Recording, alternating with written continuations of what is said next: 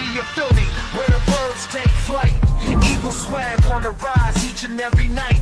Tone and Markus got the scoop ready to ignite. From the lanes of South Street to the Broad Street lights. Dashing like a running back, hitting every play. Blind guys in the zone, never led astray. Talking touchdowns, talking game day. Huddle around the mic, hear what they gotta say. I like an eagle soaring in the sky. Tone and Markus always standing by. Bringing their heat, call it do or die. Philly squad, hear the battle cry. Fly like an eagle soaring in the sky. Tone and Markus always standing by. Bringing their heat, call it do or die. Philly squad, hear the battle cry.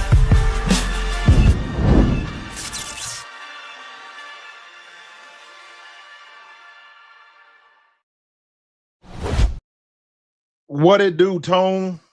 We are in the last days of being defending champions. What is going on?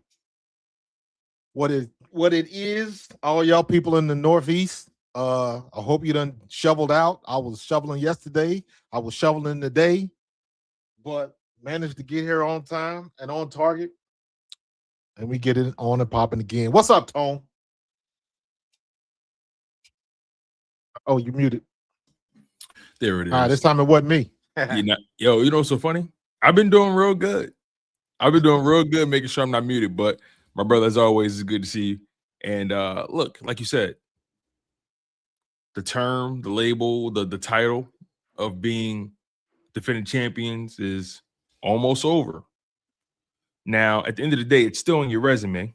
They can't they can't take it from you. They can't take away the Super Bowl MVP from Jalen Hurts. They can't take away the Lombardi from the Eagles organization and Nick Sirianni. It's on the resume. They can't take it away. They can't take away the All Pros or Pro Bowls, whatever it is. They can't take none of it away.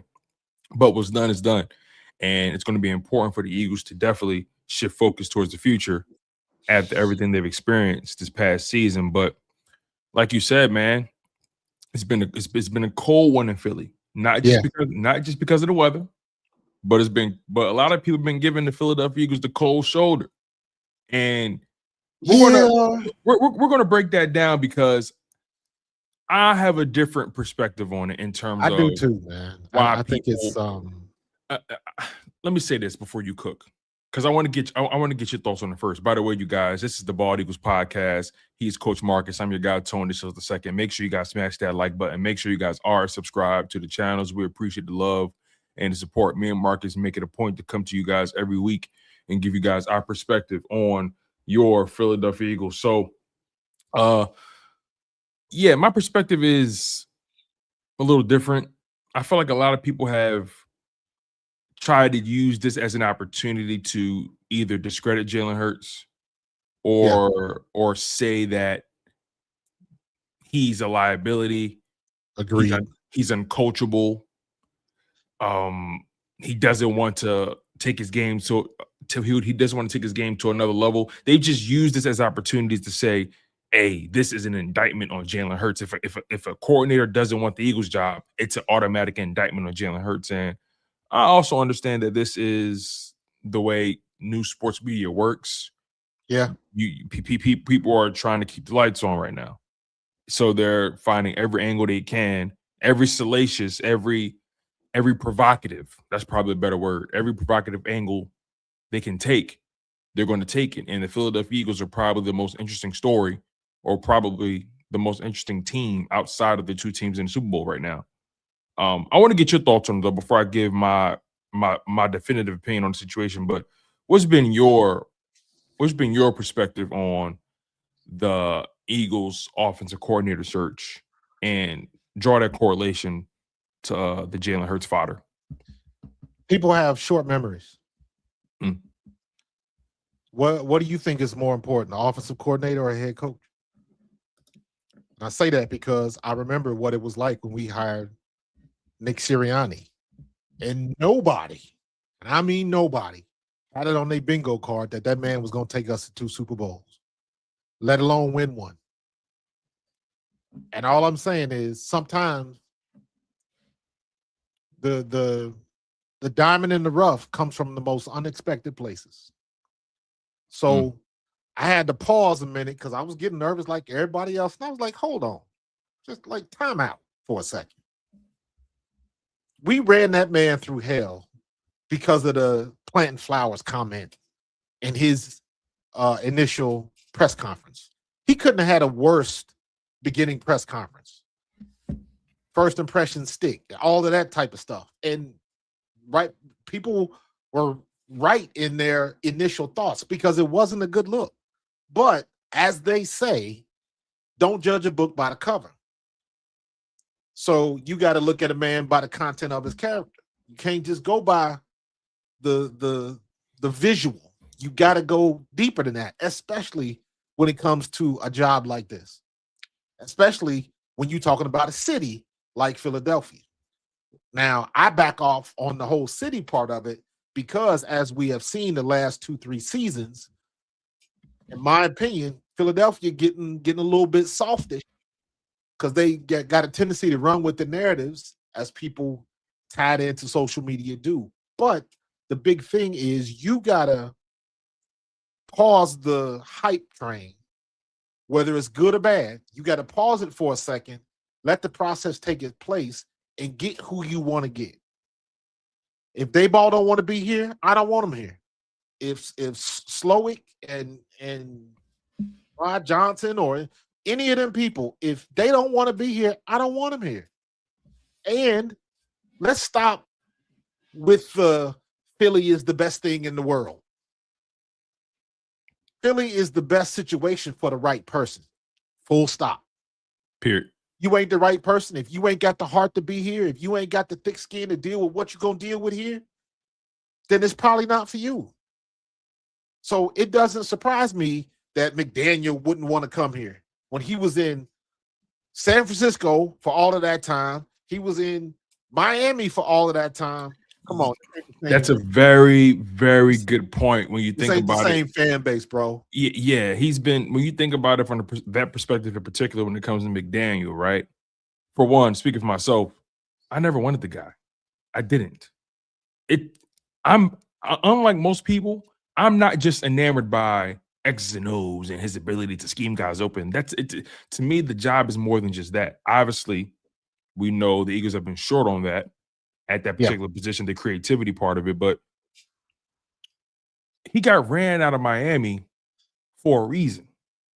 He got ran out of Miami because he lacked the ability to maintain, attain, or retain the respect of his players. He lost control of that building. He lost control of that locker room, point blank, period. And like you said, a guy who went from Santa Clara to Miami, you expect him to go from sunshines and rainbows to fan bases that don't really hold you accountable to all of a sudden coming to Philadelphia where it's cold, it's chilly, the leash is shorter. You feel what I'm saying? Absolutely. And so I can't, for one, I don't blame him for not taking the Eagles job, but also he's not somebody I wanted. He's and I think people are getting so caught up in these guys' names. We going back to the same stuff we talked about with Jalen Hurts. Everybody wants the style points. They want the big name or who they think the popular name would be. I don't know if you saw my post today. I basically just reposted a interview with Brian Baldinger. Brian Baldinger, I'm still efforting to get him on my show because I know he knows what he's talking about. And I know he watches a lot of film. And he was going down some lanes and he was like, he's looking at these names like, well, this person had trouble. This person, their offense wasn't that great. Everybody had issues they was dealing with. Yeah. And Markus, and all of these big names that we want, we're not going to find out whether it was a win or a lose until we 4 to 6 games into next season. You're absolutely right. Let's see what Brian Daboll is doing wherever he ends up. Let's see what McDaniel does. Let's see what Slowick does in Cliff Kingsbury. All of these names that everybody's thrown out there. Let's see what they do where they decide to go. Then you can make your decision and say, maybe we missed out on that one. Or maybe we dodged a bullet. Yes. Bring up 63 Mortis's comment here. 63X Mortis. He's a What's member. Up, 63? Did y'all get some snow in Richmond? He says, not saying Tone is wrong, but don't forget, Vic didn't even have the Dolphins players respect. This is where you're wrong, 60 Mortis. they didn't have his respect. Yeah. That's, Yeah. I didn't see that. you have 100%. that. You have that backwards, 63 Mortis. And thank you for locking on the content as always. You're always loyal to the soil. Yeah. But you have that backwards. It's not that Vic didn't have the players' respect. They didn't have his respect. They didn't have discipline down there. That's the problem. That's why he didn't want to go to Miami in the first place. But a job is a job. But they didn't have his respect. Yeah, let's expound on that a little bit. Vic Fangio wanted to come home to Philly, but he had already given his word that he was going to sign with Miami. So he honored his word. He stuck to his word and stayed down in Miami for 2 years. And then when he left and came back to Philly, and who was that? Ramsey and all of them was making videos about kicking rocks like they was glad to get rid of him. Them jokers didn't have no discipline down there. He had that defense top 10 in the league, and they was mad that they was happy he left. And I was like, and they overcame you just injuries. mad because he don't want y'all in the clubs at 3 o'clock in the morning. Come on. He was coaching them through injuries. Yes. So my thing is, right, I don't just want the guy. I want the right guy. See, correct. People want the guy, but that's an incomplete sentence. You should want the right guy. I don't care about their name and who they're attached. I don't care about that. I want the right guy for this situation that's going to be here for at least 3 seasons. That can at least give me 2 or 3 seasons at least. Because what we're noticing is that these coaches that people have been talking about a lot, the Mike McDaniel, the Brian Daboll, what they've done is that they've taken jobs where they were comfortable. Not just comfortable, but they've taken jobs where if they come in with a 6 or 7 win season, for example, let's use Brian Daboll as an example, because the Chargers and the Titans situations are very different. Brian Daboll, he went from being the head coach for the New York Giants, who have been mediocre for quite some time, and he's shown and he's gotten them the furthest they've been in quite some time. He got them a playoff win. Nonetheless, he still lost his job, and you actually saw Jackson Dart developing under him. You take it a step further, he goes to the Tennessee Titans. Why? The Tennessee Titans are already on the floor. They're already so irrelevant. They're already so low. There's anything he does there is going to be a step up from what they did. And the expectations are lower. I also think it's a safer job. I think there's less pressure in that organization and less pressure from that fan base in general. I just think a lot of these guys took jobs that were safe for them. Correct. Because the Eagles' job, you're either hired or you're fired. That's the Eagles' job comes with a set of expectations. Making the playoffs isn't a win for the Philadelphia Eagles organization. It's probably a win for the Tennessee Titans. It's probably a win for the Los Angeles Chargers. And we're going to talk about that part too, because people have been using McDaniel taking the Chargers job as a way to say, "Oh yeah, you see, he took the better quarterback, right? Oh yeah, he took it's an indictment on Jalen Hurts that he got guys fired, and Mike McDaniel would rather coach Justin Herbert than Jalen Hurts, right? I'll get there." But these coaches took jobs that were safe for them. That's going to give them plenty of breathing room to be screw-ups or fix it up. Philadelphia, Jeffrey Lurie, Howie Roseman, these guys don't just want playoff wins. They don't just want divisional round trophy, banners, or they don't just want to get 2 playoff. They want to win it all. And a lot of people can't handle that pressure. No, and nor do they want it. And let me be honest with you. I don't blame him. I don't blame Mike McDaniels for going to the Chargers. And to me, the biggest reason why he went to the Chargers was, number one, he could go back west. And number 2, his wife is from there. You got to make the wife happy, and you can get a couple extra million too. Not to mention, he still owed that $29 million from Miami. Come on. If you can pick and choose where you want to go, and you from the West Coast, and you can go back to the West Coast, you can move back home, still make your paper, and do what you want to do, why wouldn't you take that opportunity? So I don't blame him for that. I know a lot of people wanted him, but did they really want him before he got fired? Mhm. Was anybody in Philly saying, "Ooh, I wish McDaniels would be, I wish we could get him"? No. I don't think that was happening. So he made his decision, and I'm glad he made this decision. But we gonna see how well it works next year. Mhm. Because we're gonna go through the same thing again. You're gonna have some success, you're gonna have some failure, but everybody that was a success, everybody's gonna be talking like, see, he didn't, this is why he didn't want to come to Philly. It was like, miss me with all of that kind of stuff. Mhm. If you don't want to come to Philly and deal with the situation, don't come to Philly. I'm content. Like, I'm totally We cool good. with that. I'm cool with that. And you know what I think? And we're gonna figure this out too. But the bar is kind of low. If you can't coach better than Patullo, or I should say, if you can't call an offense better than what Patullo did last year, because this is what's about to happen. Now, I'm saying this now, but this is going to be in the next 2 years, because this is what's going to happen. We are going to figure out very quickly: is it Jalen or is it Sirianni? Oh, for sure. And his offense. If it's Jalen, then guess what? Howie's going to be on the phone in the next draft looking for his replacement, because that's what Howie does. But he still won. That's what people forget. He still won. He still took that second round pick, that hybrid quarterback, the kind of quarterback that nobody really wants, the kind of quarterback that everybody says that will never be the future of your franchise, that can never win you a Super Bowl. He took that guy and got the ultimate in. So he won. So everybody, and looking at the games that we saw in the playoffs, everybody used that style to win. Nobody wants to play like Jalen Hurts or the Philadelphia Eagles until they got to play like Jalen Hurts or the Philadelphia Eagles, because that way still wins. You're right. And we still got the ultimate prize. So all of them people talking about the problem is with Jalen. Jalen can't read and do advanced offensive schemes and all of that kind of stuff. And I'm like, listen, all of them advanced offensive schemes and all of that kind of stuff, how good did that do Matthew Stafford? And you look at how good did that do Aaron Rodgers in Pittsburgh?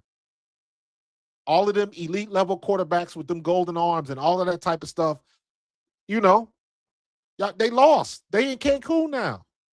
Sam Darnold is going to the Super Bowl. Stop playing with me. All of them people in Minnesota that was ready to kick him to the curb. And what do I always say? All it takes is the right person to be at the right time with the right coaches and the right team. And that's where Sam Darnold is. Yeah. Sam Darnold was never a scrub.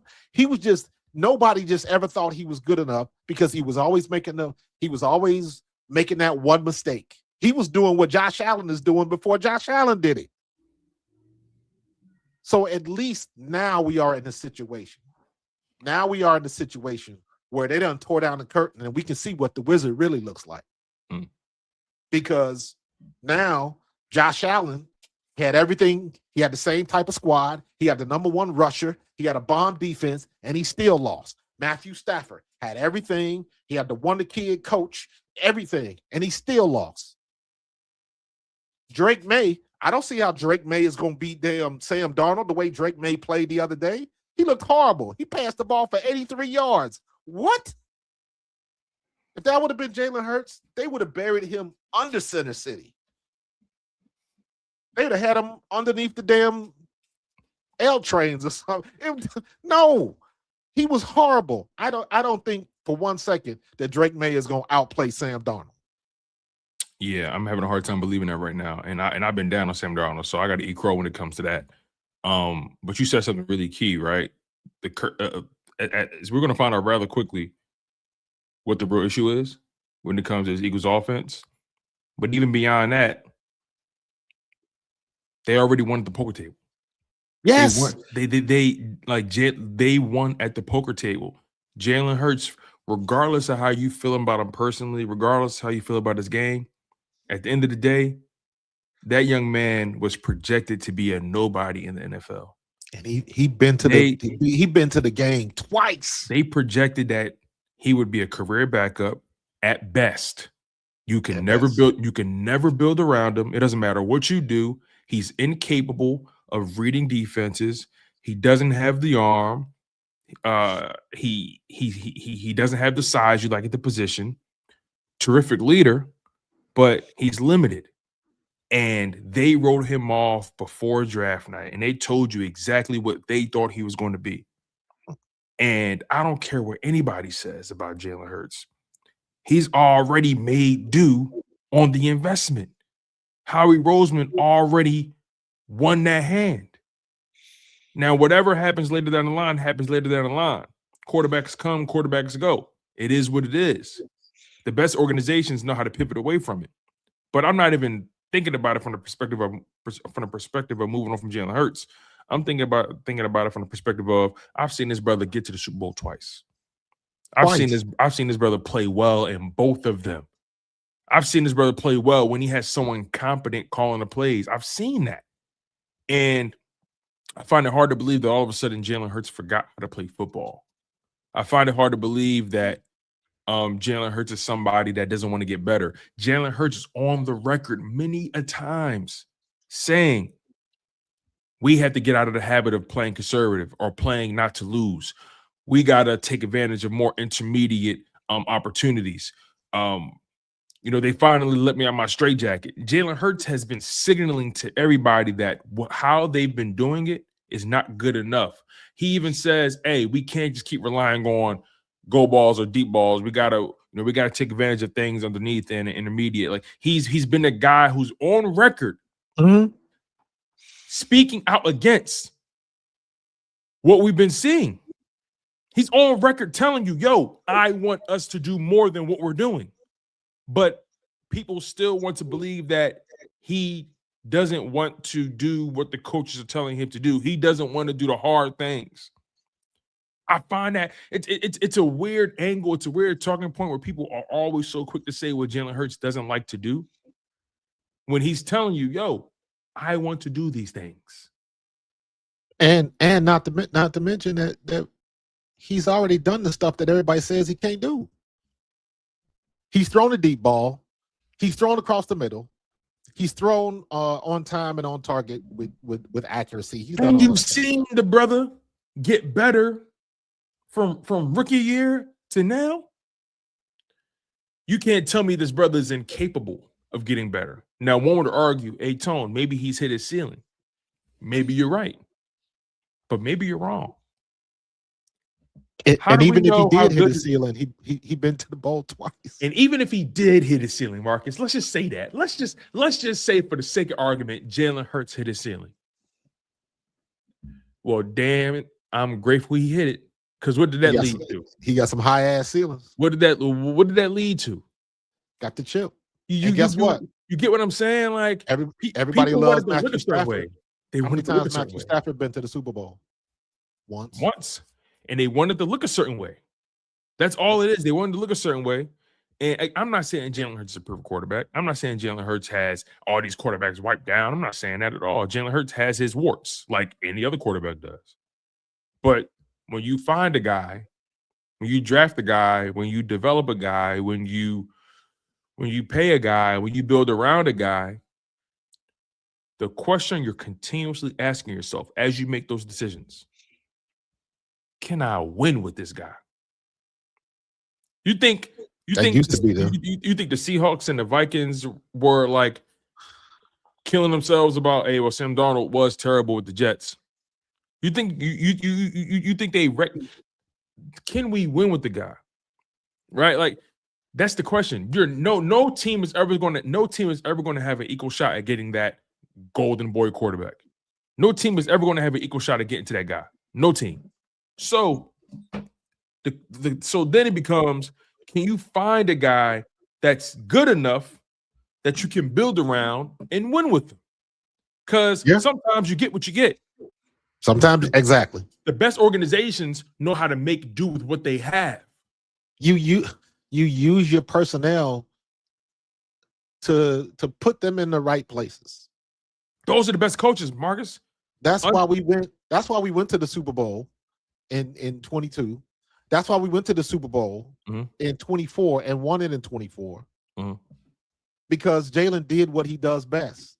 He dropped back, ran when he had to run, but he threw the ball excellently that game. He had that one pick, which is like a punt, glorified punt, really. Right, but he did the one thing that people swore he couldn't do, and that was he beat the Chiefs in the air.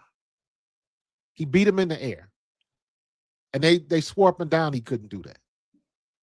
Now you just got to get somebody else that can open up that offense the way it needs to open up. Because exactly. Everybody, you look at, I feel bad. I feel bad and I don't feel bad because if Bo Nix is playing, Denver win that game. I agree, 100%. Denver win that game. But you know what? I hate Sean Payton. So guess what? They get what they get. You know what I mean? So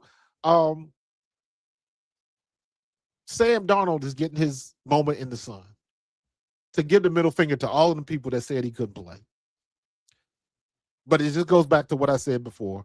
When you get to the right place at the right time with the right people, and it works. It works. That dude spent, what's the dude from that played in Dallas for 10 years? Is that DeMarcus Lawrence? Oh, yeah. DeMarcus Lawrence. Seattle now? Yeah, the moment he got an opportunity to play for a team that cares about something, he's in the Super Bowl. He played in Dallas for 10 years and was good. And he the minute he goes to Seattle, I think Seattle wins it too. Who had that on their bingo card? Not nobody. Hey, listen, I'm glad you said that. That actually brings me to a point that I want to make. And that keeps us on track with Jalen Hurts OC conversation, right? Because people have been saying this is an indictment on Jalen Hurts. So let's keep that angle, right? D-Law he's been with the Cowboys for damn near a decade, and he didn't sniff the Super Bowl. Had playoff berths, but never sniffed the Super Bowl. He got to a better situation, a team that cared about winning, a team that had the personnel, a team that had the higher sense of accountability, and look where they are now. So you think about OCs and you think about Jalen Hurts, right? People say it's an indictment on Jalen Hurts. You don't make it every year. It's difficult. It's difficult to win the Super Bowl every year. Every OC who's been with Jalen Hurts, you made it to the playoffs. And two of the OCs that Jalen Hurts dealt with, Shane Steichen and Kellen Moore, you made it to a Super Bowl. And you managed to win one with Kellen Moore. Don't you think it's funny how people are so quick to say, hey, Mike McDaniel going to the Chargers is an indictment on Hurts. He'd rather coach Herbert, right? But people always fail to mention Justin Herbert and Jalen Hurts have two things in common. They have two OCs in common. That is Shane Steichen and that is Kellen Moore. And when Shane Steichen and Kellen Moore were coaching Justin Herbert, never came close to an AFC championship. Doesn't have a playoff win. Doesn't have a playoff win. But when Jalen Hurts got with those OCs, Shane Steichen, Super Bowl berth. When he got Kellen Moore, Super Bowl win. And balled out in both games. So is the indictment really on Jalen Hurts, or is the indictment on Justin Herbert that whoever coaches this brother cannot keep their job? It's on record. It's on record. He got Kellen Moore fired. He got Joe Lombardi fired. Shane Steichen left to become the OC in Philadelphia. Sound like somebody else we know named Josh Allen. He just got their other OC fired. But again, we understand that the Philadelphia Eagles keep the lights on, not the Los Angeles Chargers for these publications, for these networks. We understand how it goes. Don't get it twisted. I'm one of the people that actually believes and understands the notion of no one likes us, we don't care. That's really how I feel about it. But we got to talk. If we're going to talk real facts, let's talk real rap facts. Let's really pull out the car facts. Let's pull out the car facts. Justin Herbert, this recent playoffs, only generated 3 points. I thought he was your god. Justin Herbert, the playoffs before that, 4 turnovers, 4 interceptions in one game? More turnovers he had all year long? Yep. You see, when these guys choose to coach quarterbacks like that, the Lord can't save them. It don't matter how much they pray. The Lord can't save them. They deserve to be where they are. Jalen Hurts is the type of quarterback that you actually want to coach, a guy who's a coach's kid who actually is coachable, understands and respects the hierarchy of an organization, and actually isn't a liability. He isn't a liability, no matter how you want to feel about him. The reality is you can win with Jalen Hurts. You can't win with Justin Herbert. And the Los Angeles Chargers, like I've told people, they're not an organization that cares about winning like they want you to think. But They're wait, not. hold on, Tom. Hold on. Because I'm gonna push back a little bit. Okay, I'm with it. But I'm gonna push back to our favor. Okay. You can win with Jalen Hurts, and you can win with Justin Herbert. Okay. They just haven't. You can win with Justin Herbert. He just hasn't. So if you put another quarterback in that same situation, maybe they have success where he hasn't. So it's possible. You can win. Because they told me you couldn't win anything major with Sam Darnold. That's a good point. That's what they told me. And looky. Everybody else watching. I gotta do my now that we at the Super Bowl, I gotta add up my passing yards to see how many passing yards is at home in Cancun. How many people threw for 4,000 yards that didn't make the playoffs? Dak was watching from home. Mahomes was watching from home. Jared Goff was watching from home. How many other quarterbacks you want to throw in there that got all the talent in the world, can do everything you want them to do? They make all of them style points, and they was all watching at home. Yeah. I'm not mad that the Eagles are taking their time with this search. Neither am I. I'm not mad. I'm not mad that they missed out on these big names because I want the hire to be right. And even more so, I think they understand the gravity of the situation more than people actually do. I think what they've been doing is truly vetting the field and really trying to get a sense for what these offensive coordinators are talking about, what they're thinking about. They understand that they can't keep doing this. Yeah. They think about it. Jalen Hurts has had a different offensive coordinator every year in the NFL. He's had Shane Steichen for 2 straight years. That was his first year starting. So basically his second season and his third season. He had Shane Steichen for back-to-back years. That was the 2021 and 2022 seasons. One of those seasons, he made it to a Super Bowl. Then Shane Steichen became the head coach for the Colts, but he hasn't had continuity at that position in quite some time. Brian Johnson, Kellen Moore, KP, then Shane Steichen before that. It's really been a mess. So I think they understand that if they're going to get the best out of their investment, which is the quarterback, which is the personnel surrounding the quarterback, if they're going to get the best out of their head coach, they have to make sure they get the hire right. They have to make sure they bring somebody in here that, hey, what are your long-term plans? And I was just about to say that. What are your long-term plans? Maybe they are trying to not put Jalen in this situation where the turnover of coordinators continues the way it has been. Because if you hire Mike McDaniel and he leaves, he's going after a year. Because people understand. Maybe they are asking that question. Maybe they are saying, like, hey, can you commit to us for 3 seasons? Can you commit to us for 3 years or 4 years? Maybe they're asking too much. And to their credit, maybe they say, like, nah, because if I get a head coaching job, I want to take that opportunity. If I get this position, I want to take that opportunity. So maybe they don't want to commit to 3 or 4 year contract. Maybe that's what they're asking. That's a hard ask, and it's going to cost a lot of money. But when you're in a situation like we are, and you've done what we've done, you got the cachet to ask that question. Bingo. But it comes back to everybody don't want to be uncomfortable in Philadelphia because they're gonna come with it. And I'll be honest, throwing eggs at Kevin Patullo's house that does have something to do with it. If people don't think that's part of it, Oh, you crazy. absolutely. And you know what's so You funny? crazy. So It you mean to does. tell It does me have something to do with it.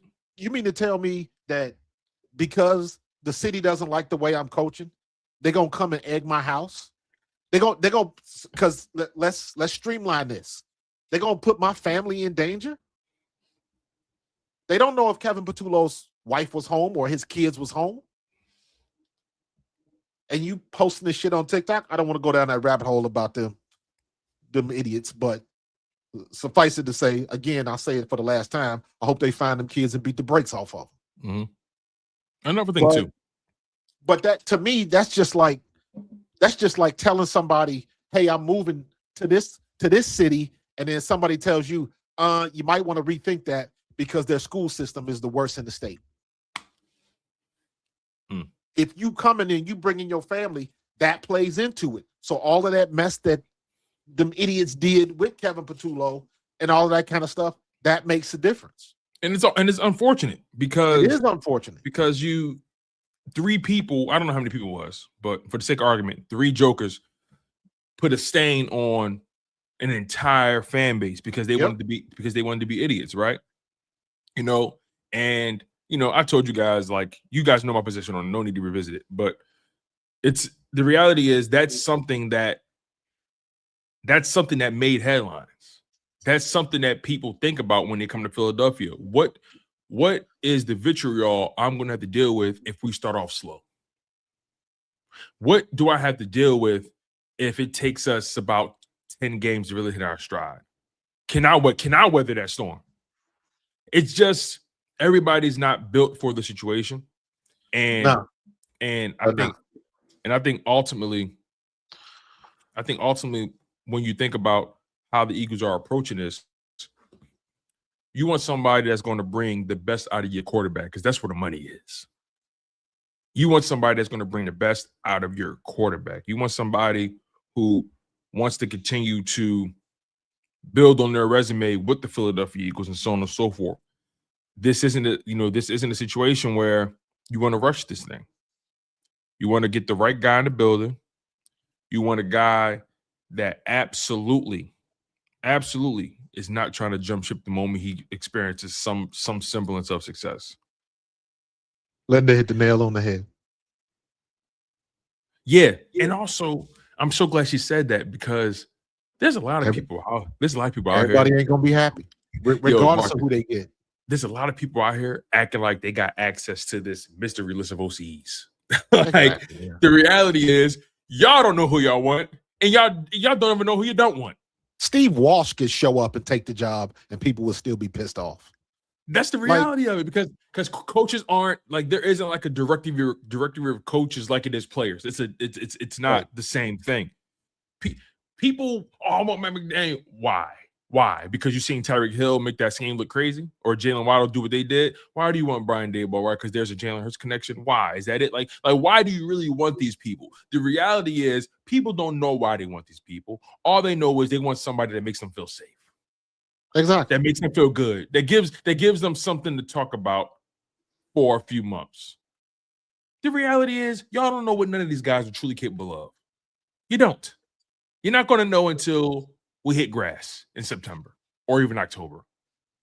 So I want people to stop pretending like, oh, wow, we hired that guy. That guy's trash. You don't know nothing about him. Why is Dayball not trash? Didn't he get fired? Yeah. Everybody not everybody. Most of the people that we talking about, didn't they get fired at one point in time?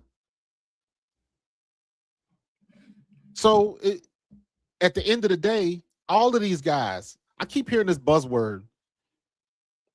All of these guys are retreads. That's the buzzword I keep hearing, retreads, because they've been somewhere else. But if you get the young coach, I'm sorry, but I don't want a coach that's 29 years old. I don't want a coach that's the same age as my quarterback. I don't want that. So I want somebody that's going, and if he is, fine. But he better come correct. And to me, that's where the Eagles have failed in the past, because how do you how do you get somebody in there that can look at the situation and make the right chess moves? That's where we're losing.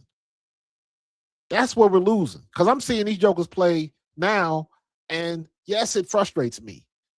Because I'm looking at these guys like, man, we could have killed them dudes. But no, we couldn't have, because we didn't have nobody that could run our offense effectively.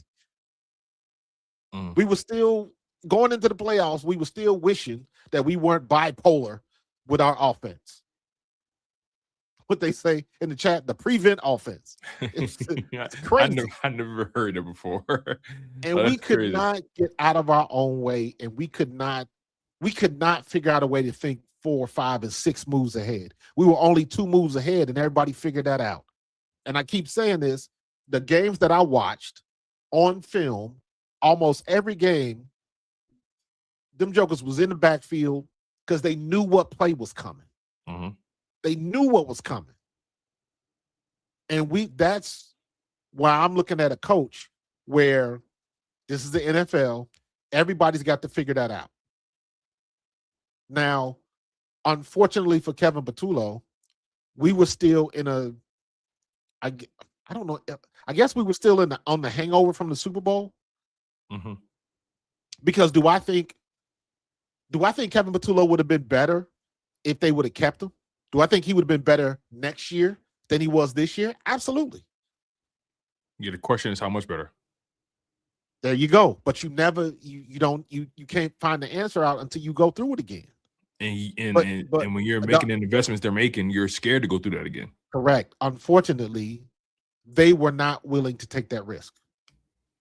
Some people you are. Some people you see enough good where you can say, okay, let's stay there. I like what you said. Let's figure it out. Let's give him another year to take his lumps and grow a little bit and see if he can figure out what he wants to do. But Marcus, stay there, right? Unfortunately, the Eagles aren't the type of organization or aren't in a position where they have that luxury. They don't. That's a Tennessee Titans luxury. Yeah. That's why Brian Daboll took that job. Right. They're developing. There are certain organizations where you can come in and just lollygag the first year or two, and then you can figure it out. No expectations. No expectation. Yep. No expectation. The Philadelphia Eagles are an organization. They've spent the money. They've given you the roster. They are a decorated franchise, especially over the past 8 years. They're decorated. You're not coming in here filling it out for a year. You better come in here and you better know what you're doing. And a lot of people can't handle the pressure of working for someone like that. You know, it's easier to get in with the company on the ground floor, is it not? Yeah. But when you come in and you're working for Apple and they got a reputation, they have a standard, they have a way about doing things. Yeah. It's either produce at the rate we need you to produce at, or get the hell out and turn in your badge and your key card. A lot of people can't handle that. A lot of people can't handle that.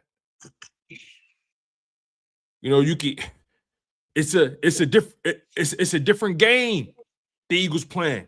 The Tennessee Titans and the Philadelphia Eagles, they're not playing the same sport right now. They're not playing the same game.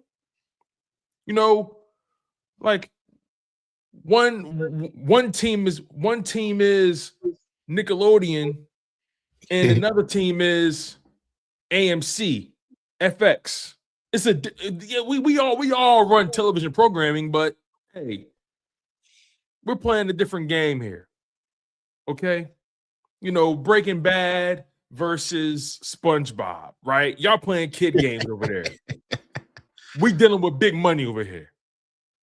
It's a different thing that's happening in Philadelphia. And it makes people uncomfortable because it's an unpredictable game and it's a high pressurized game. So as a fan base, we're along for that ride. Right. And it gets scary. But this is what happens when you plan big money at the big poker table. This is what happens when you're going for Super Bowls.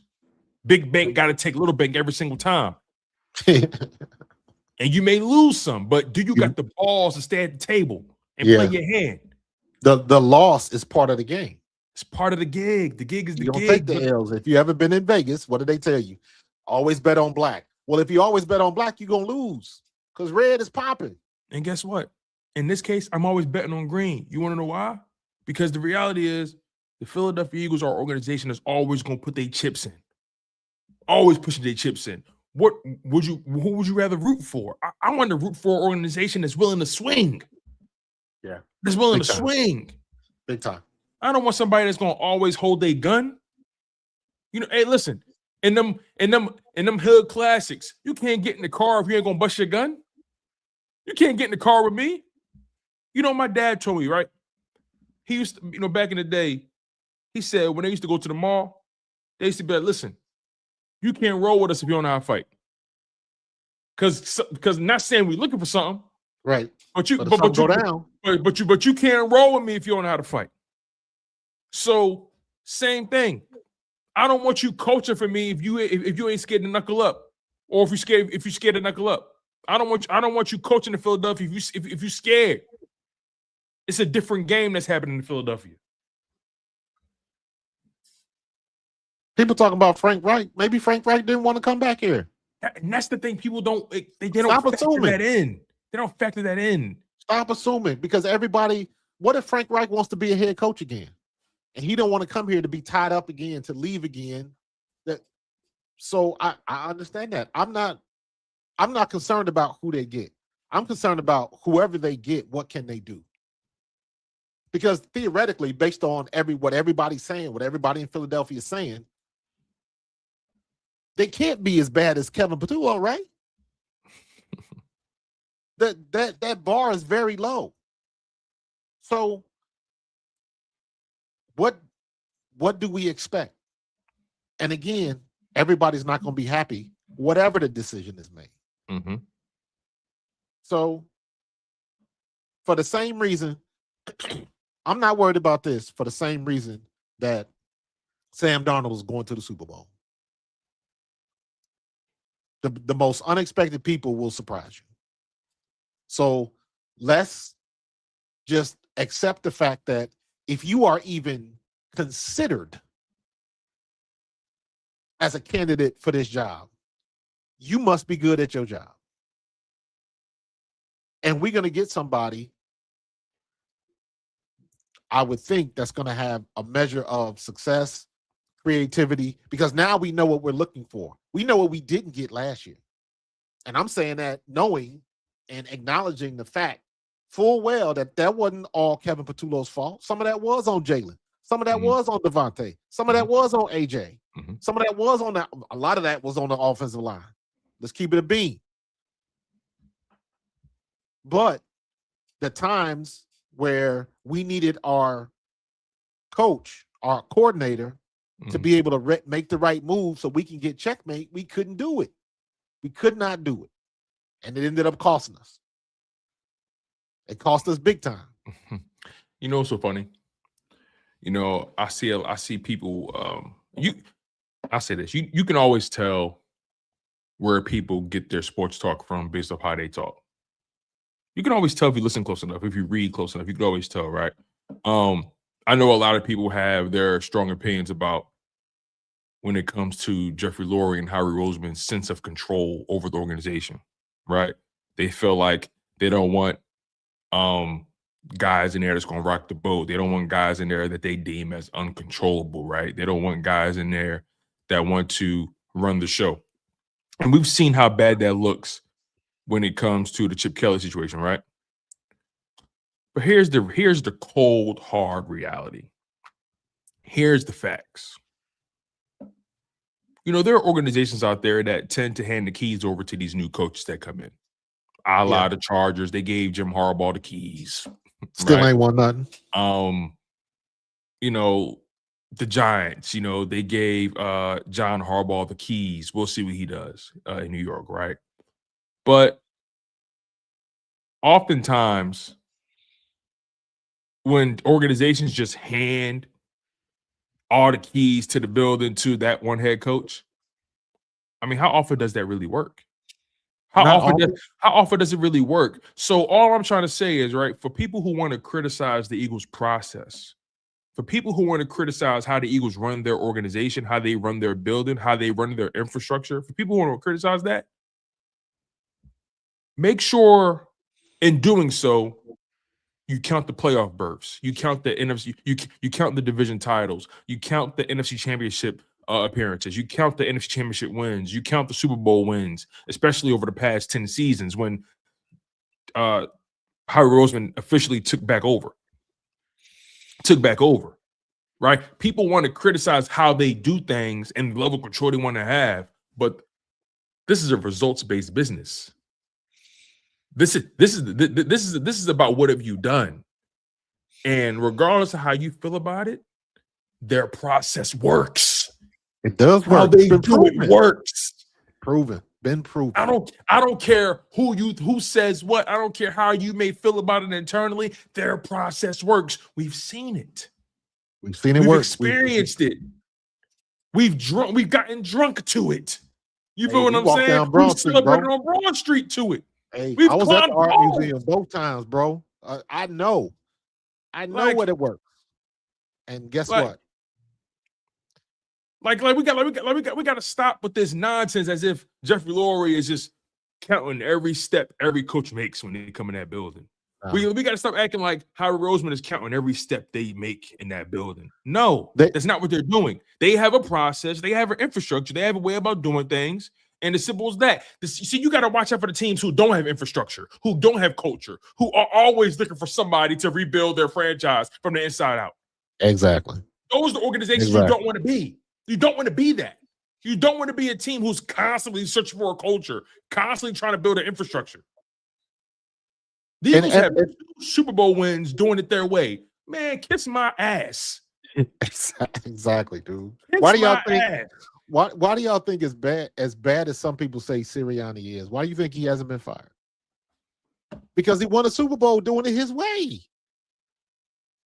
He did it his way, and it worked. Sirianni is doing what all these other coaches want to do. Why do you think people know about the Vic Fangio defense? Why do you think people know about a West Coast offense? Because it worked. Why do you think people talk about being a coach from the Belichick tree, or, you know, take one of those Bill Parcells, you coached with him, and Andy Reid, all of them coaches that came from Green Bay during the golden era at Green Bay, and Brett Favre. So that's what Sirianni is trying to do. He's trying to bring up these young coaches, so when they go off on their own, where did they get they stripes from? Under Sirianni. He ain't doing nothing different than anybody else. It just hasn't manifested the same way. But you still can say he's a Super Bowl champion, and Jeffrey Lurie and Howie Roseman are not stupid. They don't get in this game to lose. They get it to win the chip. And he's the guy that won the chip, regardless of whether you like it or not. Mm-hmm. Everybody was so I saw it in the chat. Somebody was talking about, what about Jim Bob Cooter? What about him? What about Jim Bob Cooter? Everybody, in my opinion, they just get caught up on his name. Can he coach or can he not coach? And if you think he can't coach, well, what happens if he gets with Jalen and then all of a sudden they click? The personalities match. And that's what it's all about. It's all about meshing. It's all about the mesh. Because just because, listen, you could have a brand new rim or a brand new tire and a brand new lug nut. And you could have a slightly worn tire and a slightly worn lug nut. If that brand new tire and brand new lug nut don't fit, and that slightly worn tire and slightly worn lug nut do fit, You get where I'm going with this? Absolutely. Everything that's shiny and new don't always work. Don't always work. That's Sometimes, all it is. It's the shiny and new thing on the wrong system. sometimes the unlikely people, the unlikely heroes, save the day. Yeah. It's like somebody finally get you a PS5 for Christmas, but they bought you Xbox controllers. It don't work. Hey, All these coaches that used to be GMs and all of that type of stuff, guess what? I know how to drive. I've been driving for a long time. That don't mean I can step into an 18-wheeler and operate it. No. You could find the baddest chick in the world, but damn, is she nurturing? Can she Does she motivate you? Does she inspire you? You know, does she have ambition? Does she work hard? Does she have a brain? Hey, it looked good, but does it fit your life? Does it fit what you need? Is it checking the I boxes just want somebody to come in and look at the pieces on the board. Look at Jalen, look at Devontae, look at Latu, look at AJ if he stays. Look at all of the pieces on the board and come up with a game plan that maximizes those pieces. If somebody can do that where we can operate in a consistent manner, that's what I want. I don't think that's an unreasonable request, but I know it's hard to find, or at least it's hard to decipher who has it and who doesn't, because then you got to get to the next stage. Once you in the building, who's really calling the shots? Don't tell me I got autonomy if you always looking over my shoulder. So it goes back to what I said before. We're not going to find out whoever they decide to hire. We're not going to find out if they're good or bad until midway through next year. Yeah, and it's so funny how people say, "Oh yeah, you know, anybody could have run with that. Anybody could have won with that 24 roster." That's not how this thing works at all. No, they couldn't have. It's cute to say it. It's salacious enough. It's provocative enough to say. It sounds good coming out your mouth. Oh yeah, anybody could have run with this roster. It don't always work like that. It never does. You know what? It never does. Anybody could have won with that Buffalo roster. Anybody could have won with that Rams roster.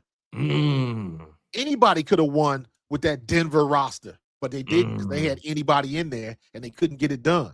And then they had some folks that was better than just anybody and they couldn't get it done because it didn't fit. Our guy did it better than everybody else in what they were doing when Kellen Moore was here and he wasn't running the ball the first 4 weeks of the season. We was trying to run him out of town too. But he figured it out. This year we didn't. We couldn't. For whatever reason, we couldn't. For whatever reason, he couldn't.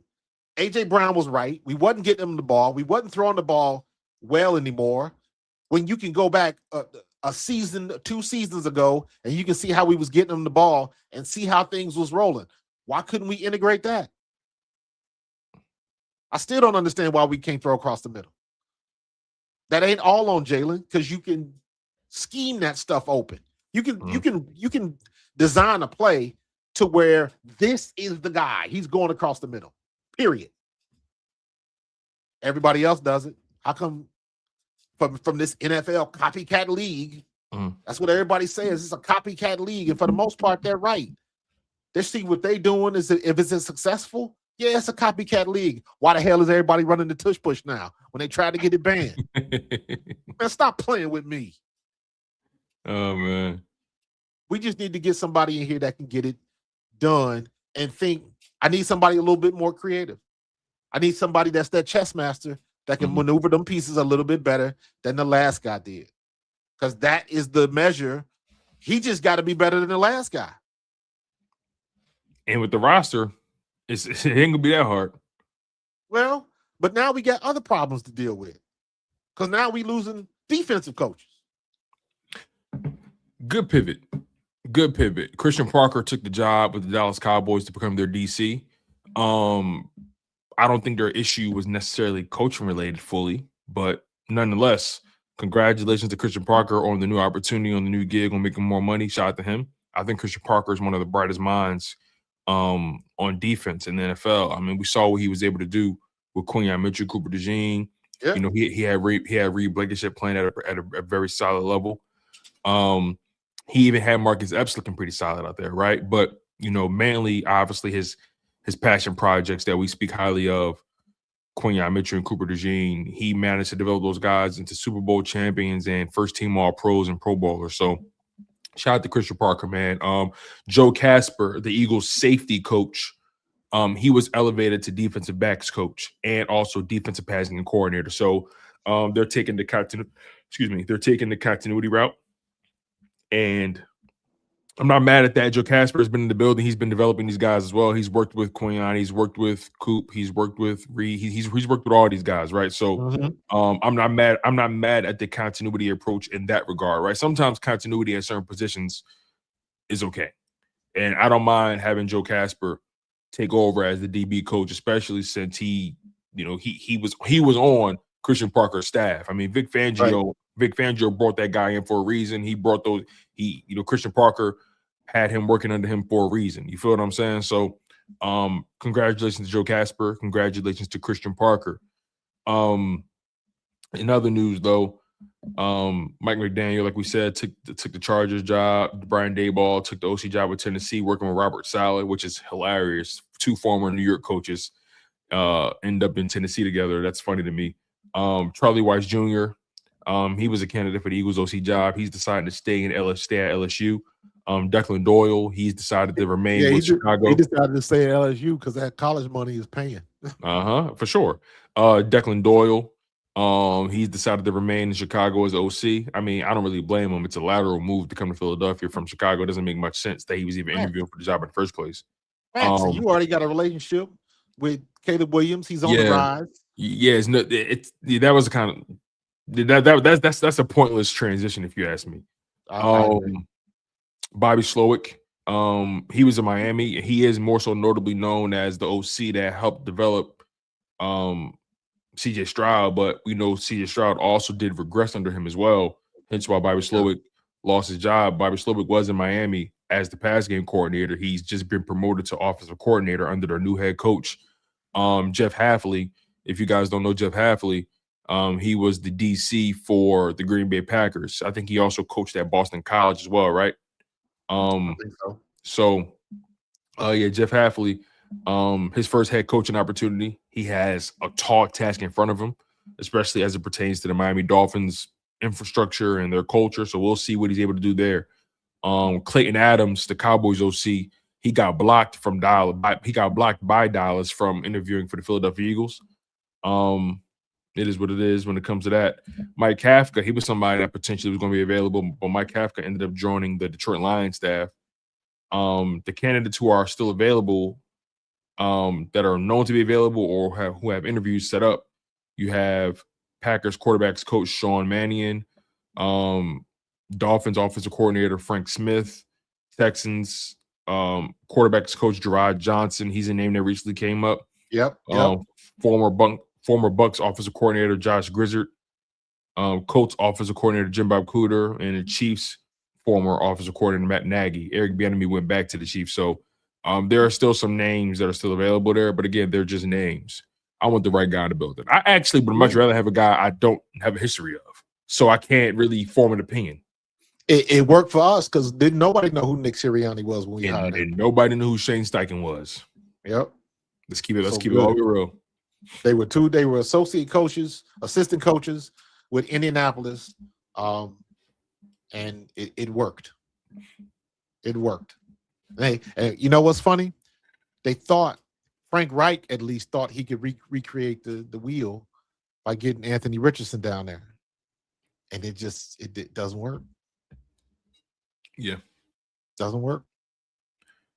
So I'm trying to get to some of these supers, but for some reason, remember we saw tab the is missing. The tab where you can look at. Listen, that happens. That's been my problem. Whenever I stream, for some reason that starred tab or that super is not there, and I don't know what's been going on with it. So I've been personally forced to scroll back. That's what I'm doing. I'm going back and manually starring them. Yeah. I found 5 of them, but hope I Yeah. didn't miss any. No, that's actually it. It should be 2 posts from Dre. It should be 2 posts from members and 3 super chats. One from Linda Washington, one from Miss Fanny, and one from Darth Panda. Yeah, so there's Linda. I Miss think I Linda, found all of them. she says, I think they come. Thank you for the 9.99 super chat, by the way, Miss Linda. She says, I think Yes, they come yes. to interview, stand fine. They can't work under the Sirianni system when they hear what it entails. If it was Jalen, then they wouldn't come for the interview.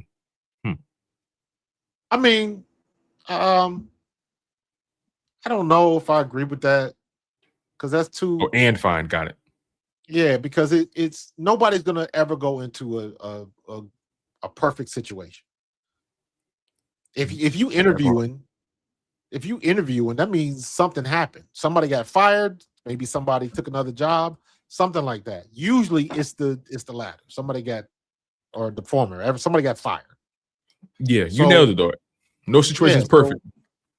So you gotta look, what do the personalities match? It's a lot to look at. I think it's more than Nick's system, because we keep complaining about Nick's system, but Nick's system got us to a Super Bowl and won it. 2 of He them, got us to actually. 2 Super Bowls and won one.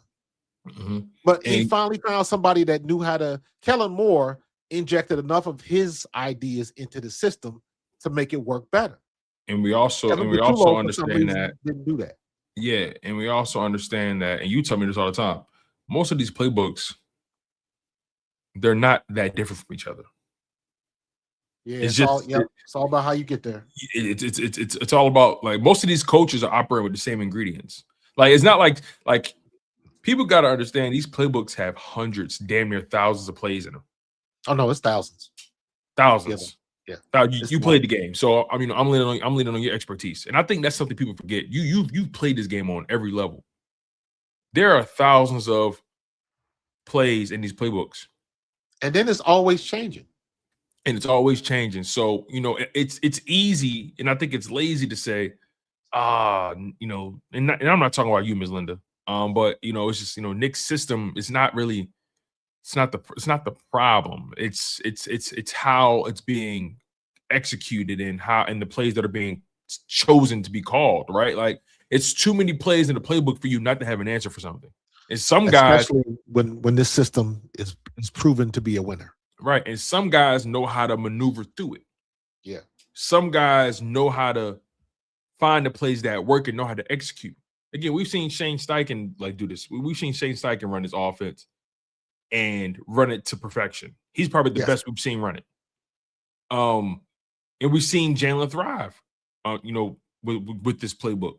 So, unfortunately, Kevin Patullo didn't have the bandwidth to be able to dig deeper into that playbook. And whenever he did, we were enamored with it. We were so excited whenever he did a show. We had Jalen Hurts throw a shovel pass to Dallas Goedert, a simple ass play, but some guys don't have that creativity to know how to weave in the. Some guys don't know how to, link the jab with the uppercut with the overhand. Like, everybody don't know how to set up that. Set it up. Punch. Yeah. You talk about all the time. All these coaches playing with the same ingredients. Everybody can't cook though. Nah. No. They're trying to stick it in the microwave.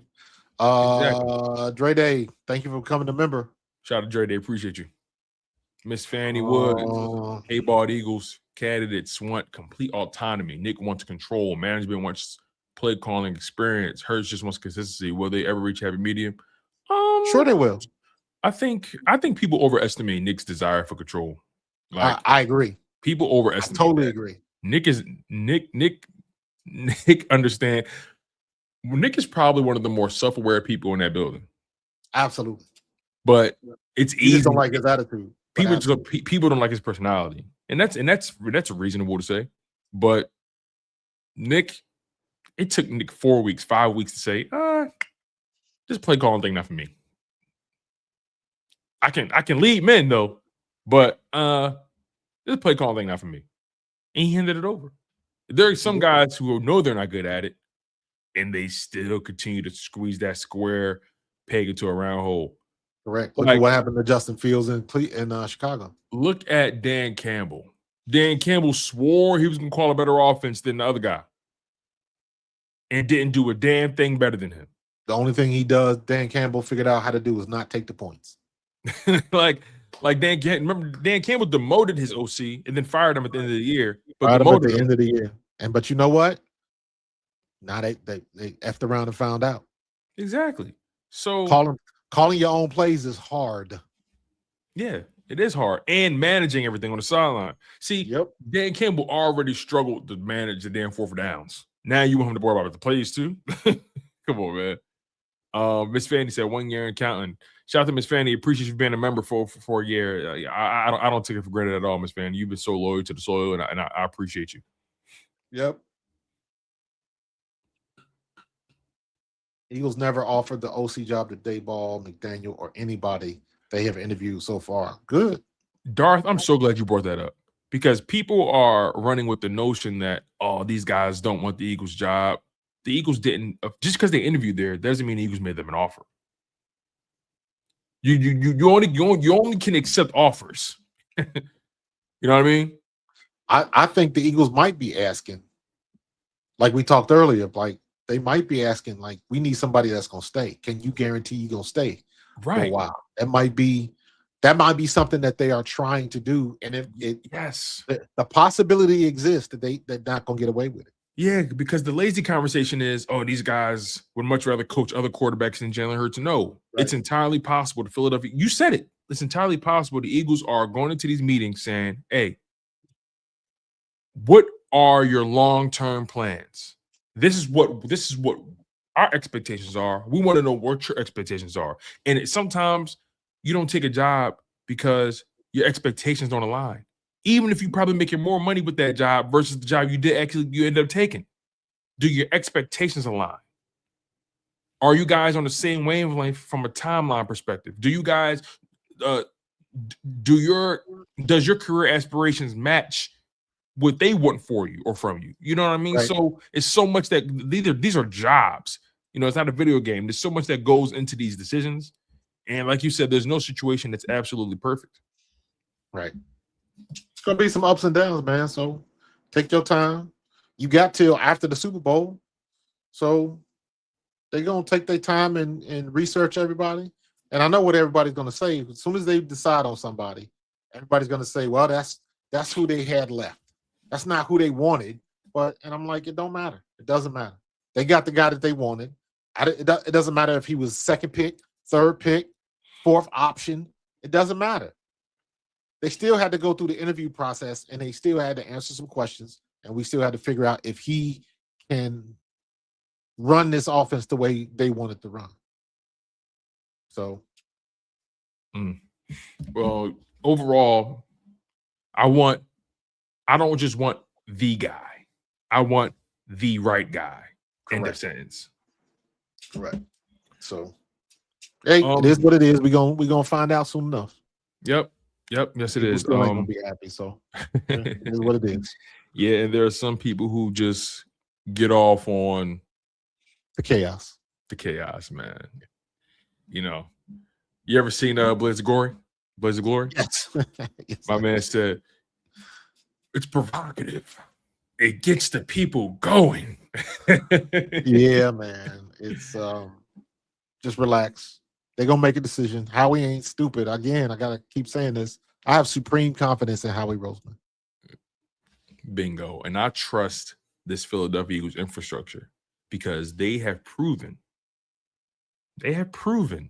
especially over the past 8 seasons, they've proven that for the most part, because no one's batting 1,000 in the NFL.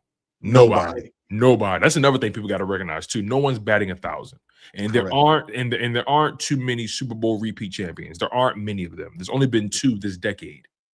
No. So I say that to say, despite the lulls or the slight hitches to the wagon, this Philadelphia Eagles team has always gotten to the destination. They've always given themselves a fair shot to get to the destination. There's not been a single season where we've said to ourselves, damn, we just don't belong here. Or, damn, we just don't have the horses. Yeah, that was a long time. Last time I felt like that was back when Ray Rose was still coaching. So it's been a long time since I had that feeling, man. So our window's still open. They just Very got to much so. straighten some things up and get that offensive line together, and we'll be fine. Yeah. And for the sake of argument, if an organization is making the Super Bowl or the NFC Championship every other year, are they really a bad organization? Facts. You know, like, I mean, let's put this thing in perspective here. The head coach that everybody hates has got more wins in his first 5 seasons or whatever that is.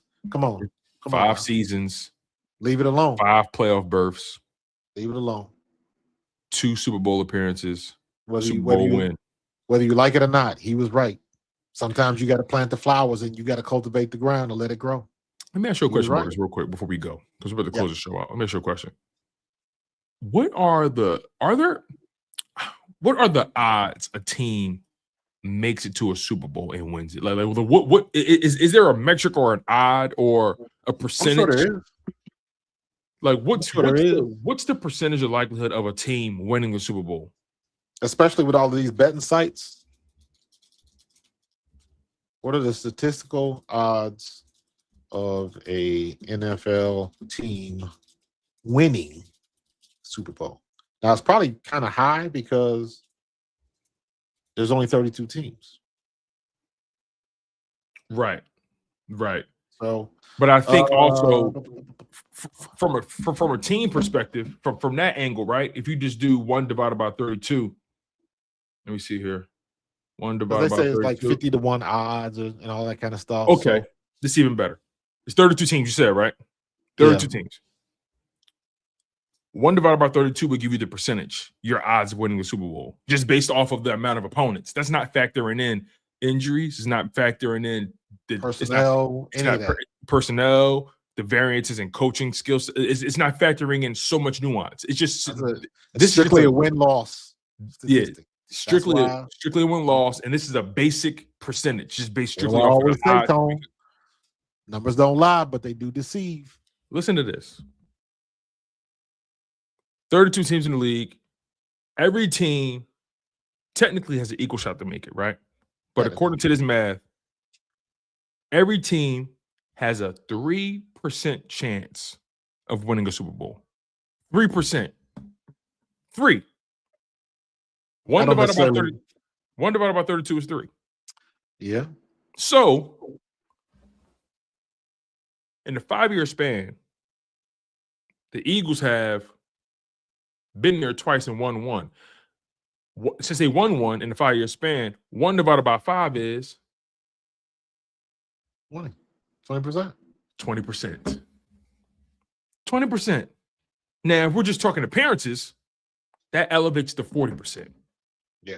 So in the Nick Sirianni era, in the Jalen Hurts era at that, as of right now, the Eagles are making Super Bowls at a 40% clip. They're winning them at a 20% clip. I like our odds.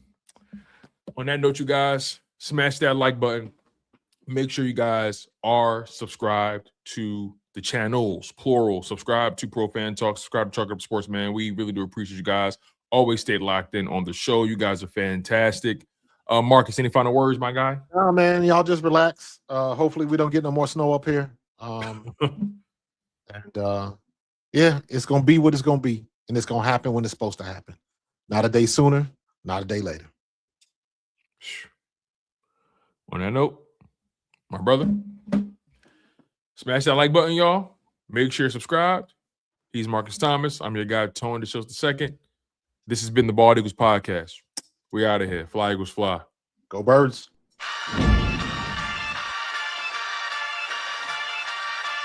In the city of Philly, where the birds take flight, Eagle swag on the rise each and every night. Tone and Markus got the scoop ready to ignite. From the lanes of South Street to the Broad Street lights, dashing like a running back, hitting every play. Fly guys in the zone, never led astray. Talking touchdowns, talking game day. Huddle around the mic, hear what they gotta say. I like an eagle soaring in the sky. Tone and Markus always standing by, bringing their heat, call it do or die. Philly squad, hear the battle cry.